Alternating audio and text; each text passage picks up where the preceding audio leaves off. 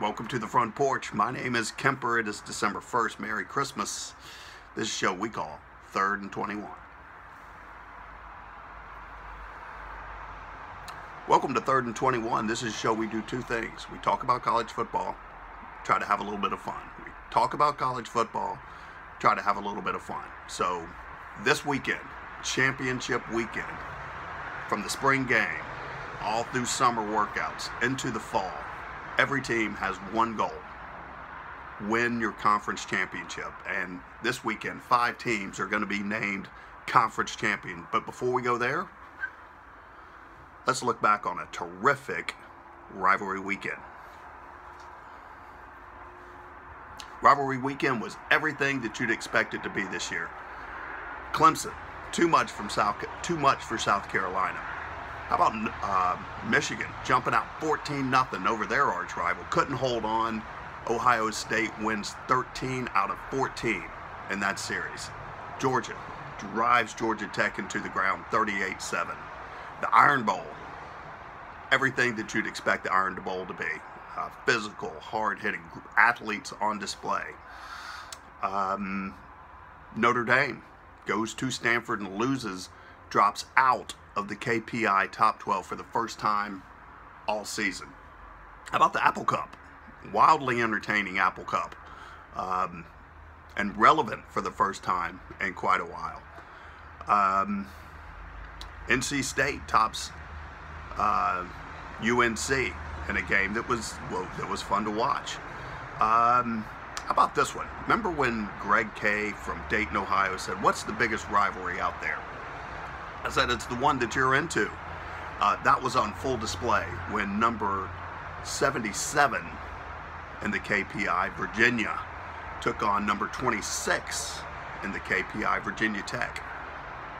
Don't tell the fans there it didn't mean anything, because that place was electric. Two teams wanted to get after each other, everything that you would want in a rivalry weekend. So, with rivalry weekend behind us, let's look at So You're Saying There's a Chance. This is where we take the number 12 through 7 teams, and it's getting a little dicey because it is getting super late. But let's look at 12 through 7. Number 12, I told you, the winner of the Apple Cup was going to come in. I'm a believer in Washington. I'm watching good quarterback, good defense. Going to be interesting to see how they play in their bowl game. Number 11, breaking in for the first time in the KPI top 12, the Central Florida Knights come in. You watched that game? That was one entertaining game. The war on I-4 brings UCF in. We're going to talk a little bit more about UCF and what they got going on this weekend. Number 10, these guys just cannot stay out of the top 12. They go out, they come back in. TCU, we're going to see them this weekend in the Big 12 championship game. It's going to be one to watch. All right, number 9, Ohio State Buckeyes. Let me tell you, they just won, is what they did. Pulled away, won by 11 after being down 14-0. So good athletes on that team for sure. All right, dropping. You saw it. You go up to Pittsburgh, a middle-of-the-road Pittsburgh team. But as you watched the game, you saw Pittsburgh starting to believe that they were going to win, and they sure did. So the KPI has the U dropping down significantly on that loss. You got to win more than 2 home games to be up there in the KPI. And number 7, this team needs more respect than what they're getting. If you're talking about putting Ohio State in with 2 wins, you need to take a good solid look at Southern Cal. Listen, one of their losses with Clemson, you say, oh, well, they lost at Syracuse, but their quarterback was hurt. One of Southern Cal's losses was on a Friday night to Washington State. 3 of their starting offensive linemen were down. I'm telling you, you need to put some stock into Southern California. That's the saying, You're Saying There's a Chance segment. We're going to take a quick break. We're going to come back, roll 6 through 1, and go to the mailbag. Stick around. Yeah. Yeah, I just think Southern California's better, man. I mean, if you watch the way they play, they're playing better than a lot of teams. Okay. 6 through 10, or 6 through 1, mailbag on the road again. Welcome back to 3rd and 21. My name is Kemper. This is a show. We do two things. We talk about college football. We try to have a little bit of fun. So coming in at number 6, we're going to roll 6 through 1. Coming in at number 6, I got them big bad Georgia Bulldogs hanging right at number 6. Got a play-in game. Why is 4? This is the 6 through 1 segment. But why do we have 4 teams? Why is that the right number?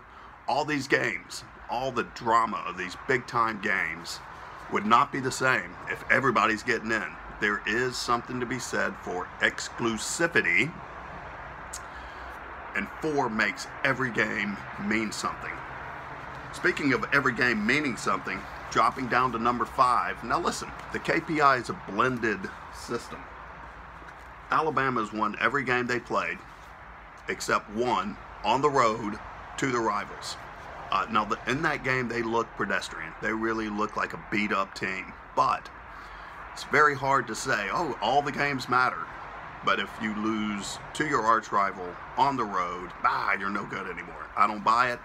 Alabama is the KPI's number 5 team. So, coming in at number 4, Auburn. Listen, we're going to find a lot more out about Auburn. It is a major advantage to play your 2 rivals at home. We're going to see what Auburn can do outside of the friendly confines of Jordan-Hare this weekend. So, coming in at number 4, Wisconsin. All they do is win every game they play. Now listen, there's not a lot of quality wins stacked up in there, but they'll get their chance this weekend when they go up against them big bad Ohio State Buckeyes. We'll talk about that game coming up here in a minute. Okay, so coming down to number 2 and 1, where does it go? Who's got the most good wins and who has the best loss between these 2 teams?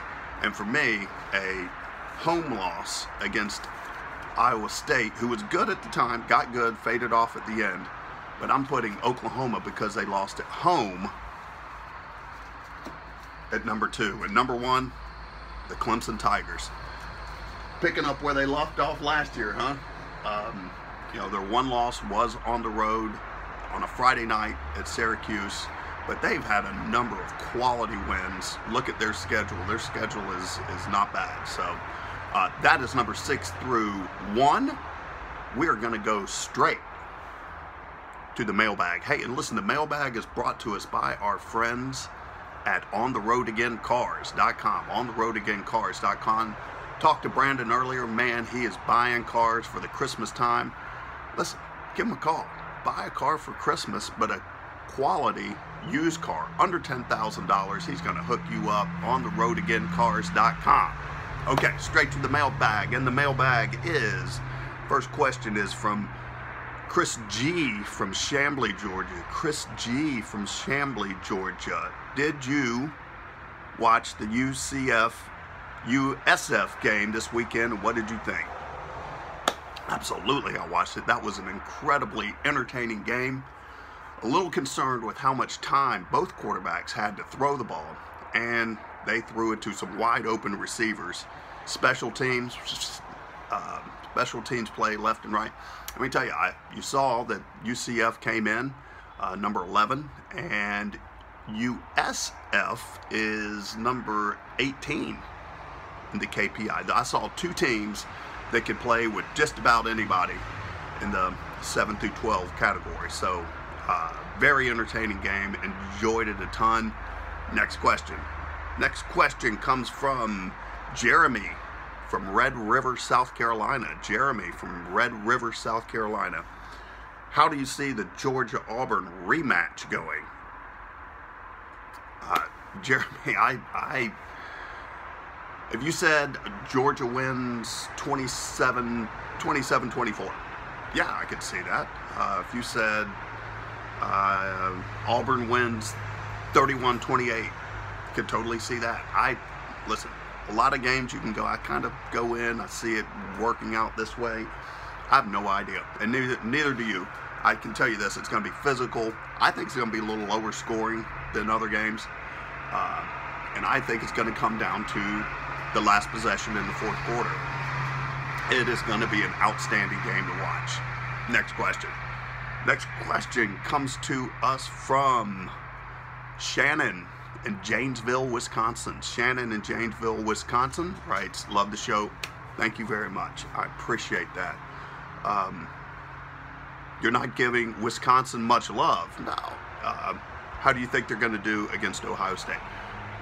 Wisconsin, let me tell you, I've watched them a couple of times this year. They win. They're quality. It's a quality team. The athletes are what a little bit scares me on Wisconsin. I could be totally proven wrong, but I just wonder how the athletes are going to stack up once the competition gets a little bit heavier against Ohio State. What's going to have to happen? Wisconsin's going to have to win the turnover battle. You know, you hear it all the time, but for Wisconsin to win, they're going to have to not turn the ball over and maybe pick up a turnover and turn that into points. You would say maybe a special teams play, but I just think that Ohio State's got so much better depth of athletes that it's going to be tough for Wisconsin. So we're going to wrap that up, put a bow on the mailbag until next week. Listen, get in touch with me, ask a question. I will do my level best to give you a clear and concise answer on anything about college football. We call it the mailbag, and we thank our friends at OnTheRoadAgainCars.com. Listen, we're going to take a quick break. When we come back, we're going to look forward to championship weekend and go to the wildly popular segment that's coming up. It's called Put Your Money Where Your Mouth Is. Stick around. Woo, woo. Blah, blah, blah, blah.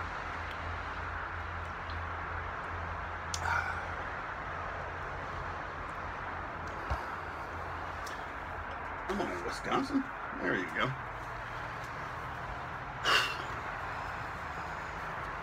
Count me in. Welcome back to 3rd and 21. My name is Kemper. This is a show we do two things. Talk about college football, try to have a little bit of fun. So in this segment, what we're going to do is look forward to championship weekend, break down some of the games, and you know, there's no question, there is a SEC bias, but it's on display here. Was looking at the secondary markets to get in. These are get-in prices to the SEC championship game. You're looking at $500+ to get into the Georgia-Auburn game. Our friends in Charlotte, you want to see Clemson and Miami, it's going to cost you about $99 to get in. Up in Indianapolis, Ohio State, Wisconsin, $99. Oklahoma and TCU, $99. Okay, and then even in California money, we're looking at $79 to get into USC Stanford, which I think is going to be an incredible game. So there is a SEC bias, there's no question about it, but it's backed up by passionate fans. Which game am I most excited about? I think Georgia-Auburn's going to be off the chain. I cannot wait to watch it. I did not pick it, I'll tell you this, in the Put Your Money Where Your Mouth Is. But I think it's going to be incredible. And again, it could go, you could say Georgia wins by 3, Auburn wins by 3. I wouldn't be surprised either way. But one that I've got my eye on is USC versus Stanford. Man, that game is good. 3.5 points. I don't know which way it's going to go, but I am excited to watch that on Friday night. Don't miss it. It's on Friday night. I think Oklahoma's going to hold serve over TCU, and Clemson is going to be too much for Miami. So, tell you what, our friends at Maxi Homes, I talked to Butch this weekend. He said this is his favorite weekend of the year. I told him, you know, about opening weekend. Maybe it's my favorite. Rivalry weekend, I love it. He said championship weekend is his favorite weekend. So look, if you're looking for a new custom home, I mean, he builds some beautiful stuff. How about an amazing remodel of your existing house? MaxiHomesGA.com. MaxiHomesGA.com. He's going to hook you up with incredible quality craftsmanship with fair prices. So, coming out of last week, a red hot 2-1, and the one loss was by half a point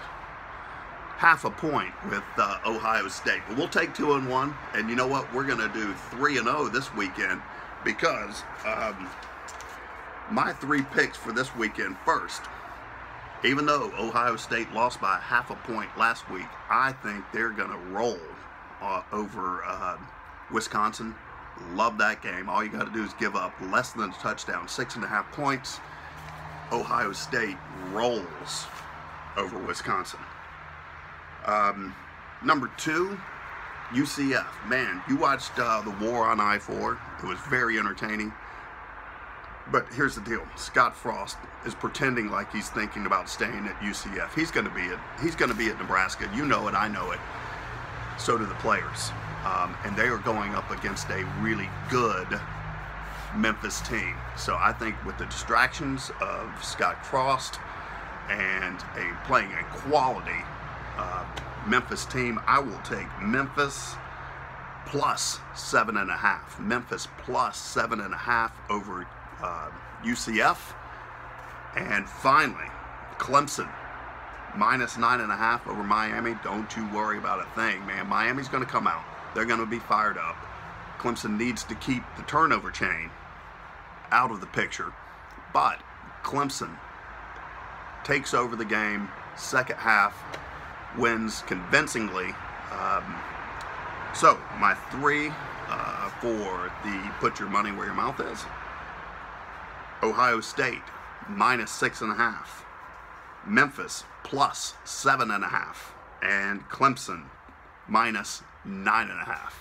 So listen, subscribe to the channel. We would love to get our subscriber base up. We appreciate you. Thank you for watching. We'll catch you next week, and when we will break down championship weekend.